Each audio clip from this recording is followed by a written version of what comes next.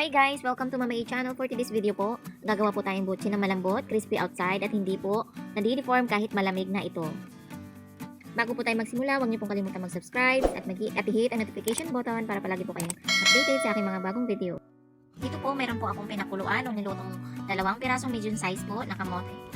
At durugin po lamang natin ito. Set aside po muna natin ito. After nyan, meron po ako ditong 1 cup hot water po iyan. Lalagyan po natin siya ng 1/2 cup na sugar, white sugar at konting asin pang balance ng lasa at 2 tablespoon na oil. After nyan, haluin po natin siya hanggang sa matunaw na po ang ating asukal at asin. Itabi po muna natin ito at proceed tayo sa ating dry ingredients. Ang ating pinaka main ingredients po dito ay ang ating glutinous rice flour po. 2 and 1/2 cup po yan. At naglagay din po ako ng 1/2 cup na rice flour para hindi po masyadong makunat naman ang ating butchi. Ang balance po iyon. At unti-unti na nating ilagay ang ating mixture kanina ang ginawa, ang ating hot water. Paunti-unti lamang po para matansya po natin ang kailangan nating tubig. Sa ginawa ko po, 1 cup lang po na hot water ang nagkasya sa aking 2 1/2 na glutinous rice flour and 1/2 cup rice flour. Dito po, ilalagay na natin ang ating minash kanina na kamote po. 1/3 cup po yan. At saka ko naman hinalo nilagay na ang natira sa 1 cup na mixture kanina. Haluin lamang po at nilagyan ko rin po ito ng food color na ubi para po magkakulay naman po ito. Since ang ating kamote pong nabili ay purple po, kaya ginawa ko na lang po itong purple din po. Mix lamang po natin ito or i-knead po natin hanggang sa makuha po natin ang ating gustong texture po. At ganitong texture naman po ang ating gustong ma-achieve. Ngayon po magsimula na tayong magawa ng balls. Sa paggawa po ng balls, yan po kumuha lang ako ng 1 tablespoon po ng ating dough na nagawa kanina. Ganyan po, malambot po ang ating mixture. Ganyan po siya kalambot. Pag piniga-piga nyo po siya, hindi po yung parang dry. Tapos po nilagyan ko po siya ng filling. Yung tirang kamote po kanina, nilagyan ko lamang po ng gatas at konting asukal at niluto ko sa mahinang apoy para meron na tayong parang kamote filling. At nilagyan ko rin po ng cheese.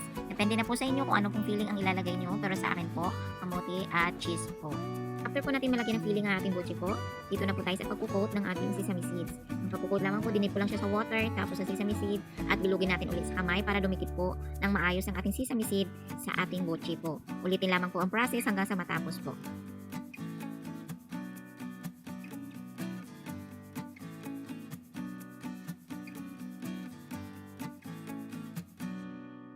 At ito na po ang ating nagawang butchi po.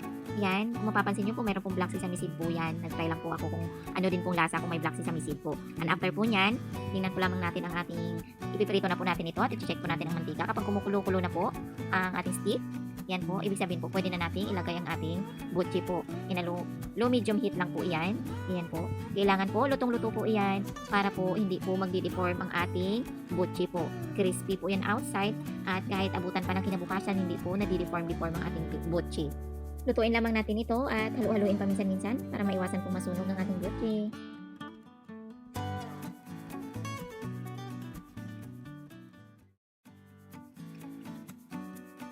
Dito mapapansin niyo po golden brown na po ito at umaangat-angat na rin po siya sa oil. Ibig sabihin po niyan, lutong-luto na po yan, pwede na po nating hanguin. Kita niyo naman po kung gaano ka itsura pa lang, crispy na po siya at very yummy po. Ang niluto ko lamang po pala ay kalahati ng ating nagawa po dahil nirep ko muna po ang iba kasi personal consumption lang naman po ito, hindi ko naman po kayang ubusin lahat itong kainin namin yung pamilya. Sa susunod namang araw ko yung lulutuin. At ito na po ang ating napakayaming butchi. Napakasarap nito guys. Parang sarap niya i-partner sa kape. Habang tinitikman ko ito, gusto ko siyang i-partner sa kape. Maraming salamat po sa panonood. Till next time, naway may natutunan po kayo.